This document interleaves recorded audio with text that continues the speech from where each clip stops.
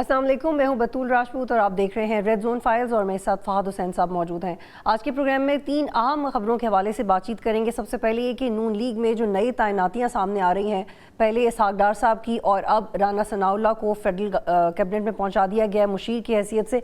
इसका क्या मतलब है और ये सियासी मामलात को किस सिमत में लेके जाएगा, और फिर इस पे भी बात करेंगे कि तहरीक इंसाफ के बदलते हुए नैरेटिव एस्टेब्लिशमेंट से बात करनी है या नहीं करनी। कोई कहता है कि टास्क दे दिया गया है, कोई कहता है सिर्फ सियासी जमातों से बात होगी। एग्जैक्टली पीटीआई क्या पॉलिसी है जिसके ऊपर काम कर रही है, इसके ऊपर भी बात करेंगे। और आज की सबसे अहम खबर कि पाकिस्तान की रीढ़ की हड्डी है ज़राअत, और ज़राअत से ताल्लुक़ रखने वाले हमारे किसान भाई, उनके साथ क्या हो रहा है। हुकूमत ने प्राइवेट सेक्टर को इजाज़त क्यों दी कि गंदम को इंपोर्ट किया जाए, जिसकी वजह से एक बहरानी कैफियत है और किसान बरादरी किस तरह से सफ़र कर रही है, इस पर भी बहुत मुफस्सिल गुफ्तगू करेंगे। बहुत शुक्रिया फ़ाद, आप हमें ज्वाइन करें।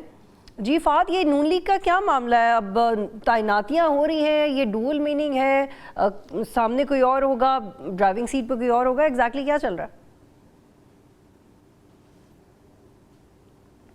बिल्कुल बतूल, शुक्रिया। देखिए, अभी हम जरा नून लीग के बारे में जरा तफसील से बात करते हैं, लेकिन मैं उससे पहले एक बड़ी अहम बात करना चाह रहा हूँ। आपने नोट किया होगा कि कल एक फैसला आया है अदालत से, जिसमें जो साबिक वज़ीर आज़म शाहिद खकान अब्बासी और साबिक वज़ीर ख़ज़ाना मिफ्ता इस्माइल, इनके खिलाफ जो एक रेफरेंस चल रहा था नैब में, जो इनके ऊपर एक कुछ इल्ज़ामात लगाए गए थे, जो कि बाय द वे उस ज़माने में भी जब ये मामला शुरू हुआ था तो बिल्कुल एक यानी बड़ा क्लियर था कि ये एक पॉलिटिकली मोटिवेटेड ये केस है, इसमें कुछ भी नहीं है। लेकिन आपको अच्छी तरह याद है कि उस ज़माने में नैब की क्या सूरत हाल थी, किस तरीके से वो उस जो है पीटीआई गवर्नमेंट के दौरान जो है वो नैब के जरिए जो है वो लोगों को हाउंड किया जा रहा था। तो ये मामला हुआ था इन दोनों के खिलाफ। ये एक बड़ा ही कमज़ोर, बल्कि मैं तो कहूँगा मुज़हिका खेज किस्म का केस था, वो लाया गया।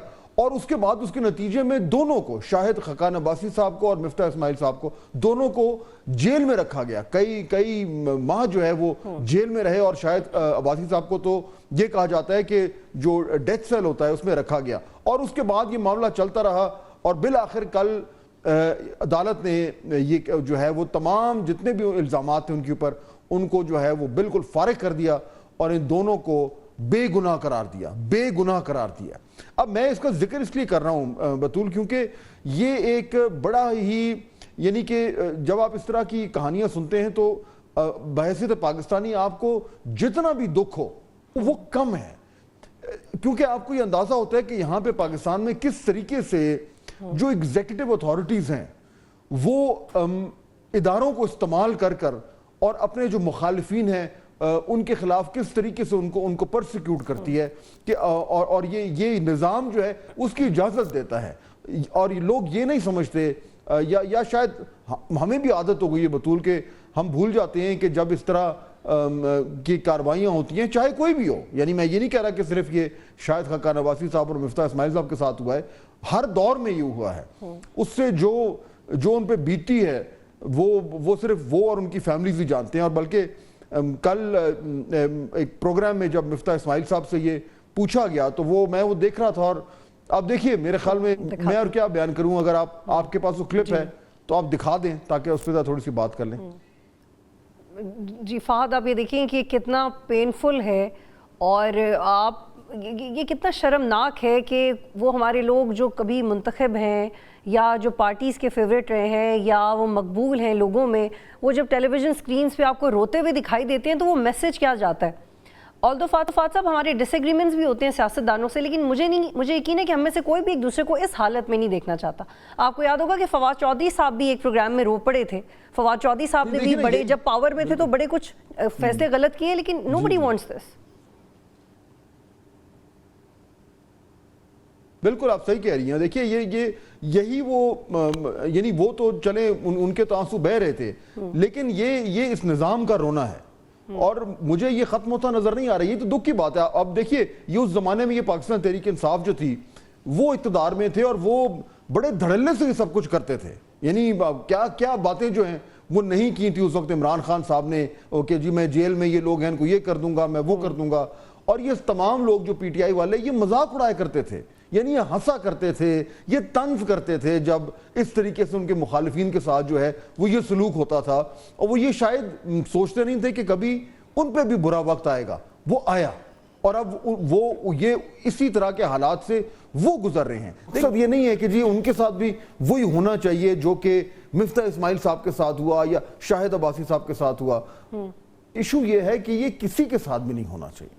بالکل۔ اور بار بار جو ہم دیکھتے ہیں کہ ہم اپنی سیاسی غلطیوں سے نہیں سیکھتے۔ آج میں نوٹ کر رہا تھا کہ جب مفتاح اسماعیل صاحب نے یہ اپنے ایکس اکاؤنٹ پہ یہ ایک طریقے سے شکایت کی کہ جی مجھے میرے کسی بھی جو فارمر ان کی جو پارٹی تھی اس کے جماعت کے کسی بھی شخص نے جو ہے مجھے مبارکباد دی، تو آگے سے حماد اظہر صاحب نے ایک ٹویٹ جو ہے وہ داغ دی، ایک پوسٹ داغ دی کہ جی آپ کو جو ہے وہ ہمارے اوپر خیال نہیں ہے۔ اب دیکھیں یہی وہ غلط اپروچ ہے، یعنی two wrongs don't make a right, اور اس وقت بھی جسٹیفائی کرنا، اس وقت بھی یہ کہنا کہ نہیں جی ٹھیک ہے اب آپ ابھی ہماری بات کریں، بھائی اس وقت تو آپ ان لوگوں کی بات نہیں کر رہے تھے۔ تو یہ دونوں طرف سے یہ معاملہ ہوا ہے، and it has to stop. بطول ایک وقت آنا ہے جب پاکستان میں بھی وہ اس طرح کا نظام آئے گا، جب اس طرح کے معاملات کی، اس طرح کی پرسیکیوشن کی، اس طرح کی ایگزیکٹو کو استعمال کر کے مخالفین کو رگڑا لگانے کا یہ جو کلچر ہے یہ ختم ہوگا۔ ایک اس طریقے سے سسٹم ایوالو ہوگا کہ ہر شخص جو ہے وہ قانون کے تحت کارروائی کرے گا، چاہے وہ حکومت میں ہو اپوزیشن میں۔ یہ ہماری دعا تو ہے بطول، دعا ہے، اس سے آگے میں کیا کہوں، کیونکہ اگر آپ مجھے پوچھیں کہ کیا مجھے یہ ہوتا ہوا نظر آ رہا ہے تو انفارچونیٹلی سے میرے پاس کوئی مثبت اس کا جواب نہیں ہے، لیکن بحیثیت پاکستانی یہ ہم سب کی دعا ہے۔ یعنی آج جب مفتاح اسماعیل صاحب کو ہم اس طریقے سے دیکھتے ہیں تو ہمارا دل بھی خون کے آنسو ہوتا ہے، اسی طریقے سے جب ان کے مخالفین کو کے ساتھ ہوتا ہے تو تب بھی۔ تو اکراس دا بورڈ جو ہے وہ یہ اس طرح کے معاملات جو ہیں وہ ختم ہونے چاہیے۔ بہرحال میں یہ ذکر کرنا چاہتا تھا ایک اور بات میں اس میں، اور اب ذرا اگر آپ اجازت دیں جی میں اس میں بس ایک نقطہ ایڈ کرنا چاہ رہی تھی کہ جو مفتاح اسماعیل صاحب کی اگزامپل ہے یا عمران خان نے جیسے پرسیکیوٹ کیا آپ کہہ رہے ہیں، وہ اس لیے بھی زیادہ نمایاں ہو جاتا ہے کیونکہ عمران خان کے ساتھ تو کسی نے یہ نہیں کیا تھا۔ تو جب عمران خان کسی کو پولیٹیکلی وکٹمائز کر رہے تھے تو وہ زیادہ کرٹیسائز اس لیے بھی کیا جاتا ہے کہ ان کو وہ کسی سائیکل کو کنٹینیو نہیں کر رہے تھے، وہ اس کے موجد تھے کہ انہوں نے اپنی اس اتھارٹی کو اپوزیشن کے خلاف استعمال کیا۔ جی بالکل، اور اسی لیے جو ہے وہ ہم سب بھی امید کرتے ہیں کہ الٹیمیٹلی جو ہے وہ پاکستان بھی ایک ایسی جگہ بنے، ایک ایسا ملک بنے، ایک ایسا معاشرہ بنے جہاں پہ اس طرح کے معاملات جو ہیں وہ ہمیشہ کے لیے ختم ہو جائیں۔ اور جب ہم یہ سیاسی کارروائیوں کی بات ہی کر رہے ہیں تو اب ذرا آج گفتگو کا سلسلہ بھی شروع کرتے ہیں۔ بطول میاں جاوید لطیف صاحب ہمیں آج جوائن کر رہے ہیں، پی ایم ایل این سے ان کا تعلق ہے اور پچھلے کئی دنوں سے تو خبروں کی زینت بنے ہوئے ہیں۔ سو بہت شکریہ، بالکل فارچونیٹ کہ آج ہمیں جوائن کر رہے ہیں۔ جاوید لطیف صاحب السلام علیکم۔ جی وعلیکم السلام۔